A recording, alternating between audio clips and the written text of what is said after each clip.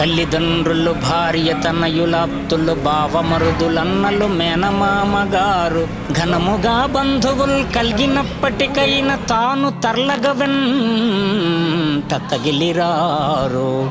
యముని దూతలు ప్రాణమపహరించుకపోగా మమతతో పోరాడి మాన్పలేరు.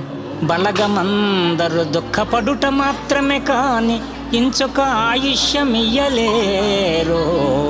చుట్టముల మీది భ్రమదీసి చూరజెక్కి సంతతము మిమ్ము నమ్ముట సార్థకంబో, సంతతము మిమ్ము నమ్ముట సార్థకము. భూషణ వికాస శ్రీధర్మపుర నివాస, దుష్ట సంహార నరసింహ దురిత దూర.